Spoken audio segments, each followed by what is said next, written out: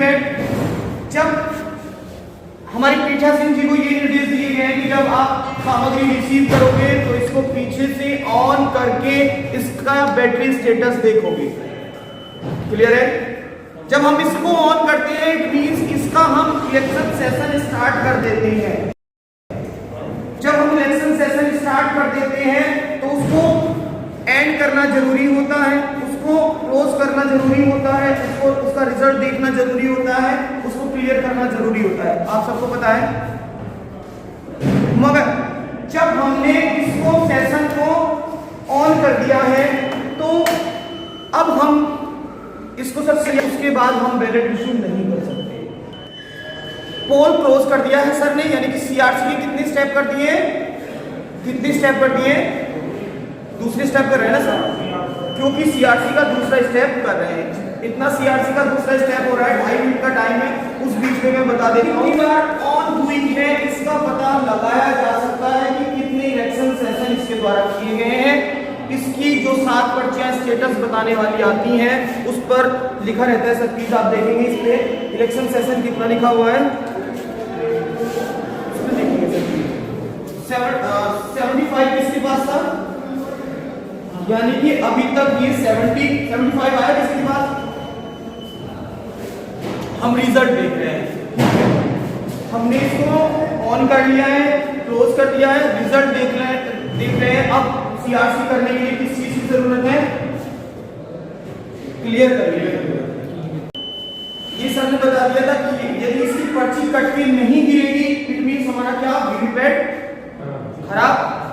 Mock poll में VVPAT खराब होगा तो क्या करेंगे? सीयू खराब होगा तो बीयू खराब होगा तो बीयू बदलेंगे, पूरा सिस्टम बदलेंगे ना सर। मोक पोल में कौन सी भी डिवाइस हमारी खराब होती है, बीयू, सीयू और वीवीपैट, कोई रेस्पेक्टिव डिवाइस बदली जाएगी। No need to change all the devices. BU खराब होता है तो बीयू, सीयू खराब होता है तो सीयू, वीवीपैट खराब होता है तो वीवीपैट। किसके अंदर? बट इन एक्चुअल पोलिंग यदि वीवीपैट खराब होता है तो केवल और केवल वीवीपैट बदला जाएगा। यदि बीयू खराब होती है आइदर बीयू और वीवीपैट, आइदर बीयू और सीयू, ऐसी सिचुएशन में पूरे का पूरा सिस्टम चेंज होता है। जब ये खराब होता है, सर ने बताया भी था कि क्या करेंगे, हम ब्रीफ मोक पोल करते हैं। ब्रीफ मोक पोल का मीनिंग ठीक है, और देके हम देखेंगे। ठीक है, अब हम इसको कर रहे हैं क्लियर। सर ने रिजल्ट देख लिया है, अब हम इसको क्लियर करना चाहते हैं। सर एक बार और प्रेस कर दीजिए। ये चीज मैं बताने जा रहा था सर, एक बार आप क्लियर करिए इसको क्लियर कर दीजिए एक बार। इसको without attaching this device to the BU you can't make CRC. आप सीआरसी कर ही नहीं सकते बिना इसको बीयू से या वीवीपैट से जोड़े, नहीं कर सकते आप। ये बोल रहा है हम इसका टोटल देख सकते हैं, हम इसको क्लोज कर सकते हैं, हम इसका रिजल्ट देख सकते हैं, मगर हम इसका रिजल्ट क्लियर नहीं कर सकते। ठीक है, सीआरसी का क्रम समझ में आता है। क्या करेंगे? क्लोज, रिजल्ट और क्लियर। मगर हम सीआरसी का ये क्रम भी तोड़ सकते हैं। क्लोज, रिजल्ट और क्लियर, इसको भी हम तोड़ सकते हैं। कब? कोई बोले कि जी सीआरसी को हम क्या बोला जाता है कि यदि इसके अंदर 0 वोट है तो हमें क्या करनी पड़ेगी? मोक पोल से पहले सीआरसी करनी पड़ेगी। 0 है इसमें तो हमें सीआरसी करनी पड़ेगी। सीआरसी का मीनिंग क्लोज करना पड़ेगा, रिजल्ट देखना पड़ेगा, फिर क्लियर करने पड़ेगा। मगर यदि इस डिवाइस के अंदर 0 वोट पड़ा है तो no need to go through, जो हमारे पहले वाले 2 स्टेप है, no need to go there. ना हमें इसको क्लोज करने की जरूरत है, ना इसका हमें रिजल्ट देखने की जरूरत है। क्यों? क्योंकि 3 मिनट हमारे रिजल्ट देखने में वेस्ट होंगी और कितना क्लोज होने में हमारा कितना, आधा मिनट, यानी कि हमारी 3.5 मिनट को सेव करने के लिए, यानी कि हम सीधे क्लियर पे जा सकते हैं। इवन हमें इसकी सीआरसी करने की भी जरूरत नहीं है यदि इसमें टोटल पोल वोट 0 है तो no need to do CRC. इसका मतलब सीआरसी जो फोकस कर देंगे सर की साइड पोलिंग एजेंट हैं जी, उनको टोटल दिखाकर जीरो दिखाकर हम सीधे वो फुल स्टार्ट करा सकते हैं। यस सर, मैं एक चीज ये बताना चाहता हूँ कि ये यदि मशीन जीरो दिखा रही है, जीरो पे सीआरसी की कोई आवश्यकता नहीं है, तो हमारे 8 मिनट बचेंगे। हमें सीआरसी करने की जरूरत कब पड़ेगी, मैं इसके अंदर आपको एक फोटो दिखा।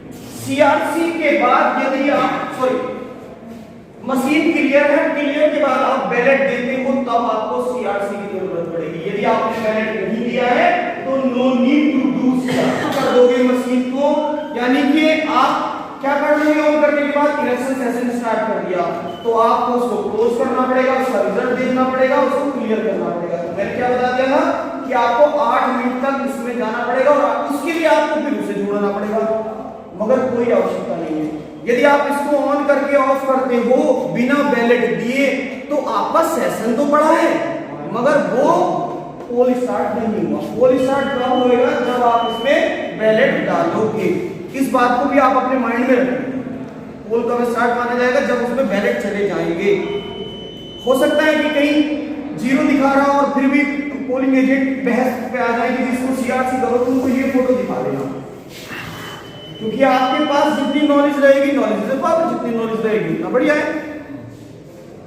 तो ये आप समझ गए होंगे। इसको जैसे हमने ऑन कर लिया है, ऑन करने के बाद सबको पहले से पता है कि सेशन हमने स्टार्ट कर दिया है।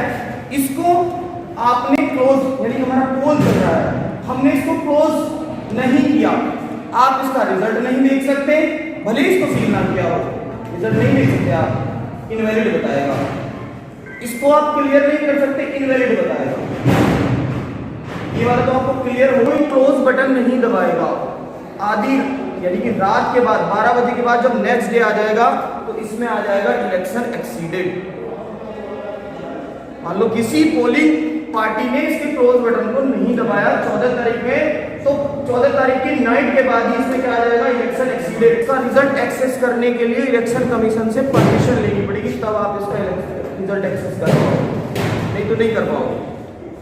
वो बोलेंगे तब इसको क्लोज किया जाएगा, तब इसका रिजल्ट एक्सेस किया जाएगा, तब तो दोबारा क्लोज नहीं कर सकते, क्योंकि वो बोलेगा ऑलरेडी क्लोज्ड, पोल ऑलरेडी क्लोज्ड, क्लोज कर दिया। कोई पीठासीन पूछते हैं कि जी मैंने बटन दबा दिया फिर दबाऊं क्या, वो अपने आप उनसे बता देना, जब एक बार दबा दोगे ना दोबारा दबाओगे तो ऑलरेडी क्लोज बताएगा। सेकंड के पास जो चीज है, थर्ड के पास जो चीज है, उसको बिल्कुल सील बंद लिया जाएगा। इलेक्शन कमीशन ये कहता है कि आप 4 के 4 पैकेट सील बंद दे सकते हो लाभ के द्वारा, मगर for the saving of your time और फॉर योर रिलैक्सेशन केवल और केवल वो प्रथम पैकेट को सील मांगते हैं और द्वितीय पैकेट में केवल जो चैलेंज वोट की सूची होती है उसको सील मांगते हैं। ये 2 चीज सील मांगते हैं और एक्सेप्ट दीज आप विदाउट सीलिंग दे सकते हैं। यदि आपकी इच्छा है, कोई पीठासीन 4 के 4 पैकेट सील करके देता है तो कोई बात नहीं है, वो दे सकता है। इलेक्शन कमीशन रिलैक्स देता है कि आप फर्स्ट का करिएगा बस। ये दूसरा 2 चीज की जरूरत होती है, वोटर टर्न आउट और प्रतिशत जो उसका होता है वो, और दूसरा जो इसके अंदर बुकलेट मिलेगी, बुकलेट में उनसे बोल देना एक 13 बिंदु का सेक्टर मजिस्ट्रेट को दिए जाने वाला प्रपत्र है, 13 बिंदु सेक्टर मजिस्ट्रेट को दिए जाने वाला प्रपत्र, जिसमें सारी इंफॉर्मेशन रहती है, महिला पुरुष कितने वोट, कितने टेंडर, कितने प्रॉक्सी वोटर, कितने क्या, कितने चैनल, सारे के 13 बिंदु में पूरे का पूरा पोल उसके अंदर हमारा पूरी उसकी समरी रहती है। अब जमा करने वाली बात क्या है, कैसे जमा करते हैं, तो जमा करने के लिए कैसे जमा करेंगे, जब कोई पार्टी आती है, मान लो मैं पोलिंग एजेंट हूं, तो आप काउंटर में है तो आप मेरे से क्या कहोगे कि सबसे पहले वो मतपत्र लेखा मांगेंगे, पीठासीन की डायरी मांगेंगे, शादी और नंबरिंग डायरी। नंबरिंग डायरी में 27 पॉइंट होते हैं, वो उसके अंदर पूरे डिटेल पोल की समरी होती है, वो नंबरिंग डायरी, शादी डायरी और 17A। जब वो मैच कर लेंगे इन सब चीजों को, उसके बाद वो ये चीज मांगेंगे, उसके बाद ये मांगेंगे सर प्रोसेस यही है, सबसे पहले वो वही मांगेंगे। यदि आपका कोई पीठासीन पूछे तो आपको पता होना चाहिए काउंटर पे क्या, तो वो ये चीज मांग लिया। उसके बाद उन्होंने देखा है कि ये मैच कर रहे हैं, यानी कि जो मतदान शांतिपूर्ण, महिला पुरुष 17C मैच कर रहा है, फिर वो मांगते हैं कि भाई ये चीज सील होनी चाहिए, और इस सील के साथ साथ में जो इसका पेज होता है पेज पर एक धागे से 17 सील लिफाफे में बंधा होना चाहिए, उसके ऊपर बंधा होना चाहिए। वो ये भी मांगते हैं। उसके बाद क्या मांगते हैं, ये मांग लिया। उसके बाद जो प्रपत्र की बुकलेट मिली है उसमें पीठासीन की नंबरिंग डायरी जो है 27 बिंदु वाली वो नहीं दी गई है, उसमें दी गई है ईवीएम के साथ जमा होने वाली अतिरिक्त अन्य सामग्री की 19 बिंदु रिपोर्ट। मोनोपोल का प्रमाण पत्र, मोनोपोल का जो है डिब्बे में जो रिजल्ट आ रहा है वो मांग लिया, वो भी खुला मांगेंगे। ब्रास सील खुली मांगेंगे, सारी की सारी सीलें वो खुली मांगेंगे। जितनी सील है, जितने 4 टाइप्स की आपको सील दी गई है वो खुली मांगते हैं। आपको पता ही है ये चीजें वो खुली मांगेंगे। उसके अतिरिक्त वीवीपैट की बैटरी, वीवीपैट की बैटरी कैसे निकाली जाती है, इसको हम ऑफ कर देते हैं। ऑफ कर दिया है यहाँ से। इसको जब हम इसको जोड़ते हैं, एक चीज और है, तो सर कहां से पकड़ते हैं इसको, प्लीज बताइए मुझे कहां से पकड़ेंगे इसको यदि हमें प्लग करना है। हाँ बिल्कुल सही, जस्ट पीछे से पकड़ते हैं। पीछे का मतलब ये पीछे नहीं है, रेड की साइड रेड और ब्लैक की साइड ब्लैक। इसमें 9 पिन मेल कनेक्टर प्लग है ये। इसके अंदर 9 पिनें होती हैं, 5 ऊपर 4 नीचे। आपको ये भी स्पष्ट से देखना है कि ये सीधी है कि नहीं है। ये सीधी होनी चाहिए, तभी बोला जाता है कि जब आप इसमें इसको लगाओगे टक की आवाज आएगी। यदि सीधी नहीं है तो इसमें जाएगा ही नहीं। पीठासीन से बता दें कि उसको जरूर देख ले कि उसकी पिनें सीधी है कि नहीं है। जितनी भी ईवीएम में खराबी आने वाली है और जितनी भी प्रॉब्लम आएगी, सेक्टर मजिस्ट्रेट को ही कॉल किया जाएगा। उनको पहले एक बार बता दें कि कोई आपको कॉल करता है कि जी मेरी मशीन में गड़बड़ हो गई है। मशीन में गड़बड़ कहां से आती है, यदि ये वाला स्विच आप 2 पे करके रखोगे तो ये इसको रीड ही नहीं करेगा। इस स्विच को आप 2 पे कर दो, रीड नहीं करेगा। ये बोलेगा VVPAT is not connected, Vu is not connected. तो इसको आप पहले बोल दो कि वीवीपैट इज नॉट कनेक्टेड वाली प्रॉब्लम तो नहीं आ रही है, स्विच देखो वहीं से। उसके बाद फिर भी वो बोलता है कि स्विच 1 पे है, कि अनप्लग करके प्लग करो फिर ऑन करो। उनसे ये बोल दो कि इतना मैं आऊं, हाथ पे हाथ रख के नहीं बैठना, उसको आप ये सर इसका 1 दूसरी इसका 1 और 2 का क्या मतलब है? मैं बताता हूं सर, अभी बताऊंगा उसको भी। VVPAT is not connecting. यदि ये वाली नोब आप इस साइड इस तरह से रहने देंगे ना, वो इसको ऑन करने से पहले इसे ऑन किया नहीं, रेड से लिखा है इंपोर्टेंट कि क्या अनलॉक बिफोर स्विच ऑन। इसको उन्होंने जो है वर्टिकल किया नहीं, इसको ऑन कर दिया है, नहीं रीड करेगा ये। वीवीपैट इज नॉट कनेक्टेड देगा। ये बहुत आसान। ये वाला चल रहा है कि नहीं चल रहा है, ये वाला लैंप चल रहा है कि नहीं चल रहा है। डिजिट एरर आती है। डिजिट एरर में मैंने प्रैक्टिकल किया था, यदि इसको ऑफ करके ऑन कर देते हैं तो डिजिट एरर चली जाती है। बहुत सारी ऐसी चीजें हैं कि ऑफ करके ऑन कर। उनसे ये कह देना कि हाथ पे हाथ रख के मत बैठना। बैटरी कैसे इसकी चेंज होती है, यहां से टैग तोड़ेंगे, बैटरी पैक यहां से इसको पकड़ के इस तरह से थोड़ा सा ऐसे निकाल देंगे, ऐसे बैटरी चेंज होती है। जब न्यू बैटरी रहती है तो यहां एक व्हाइट स्लिप लगी रहती है।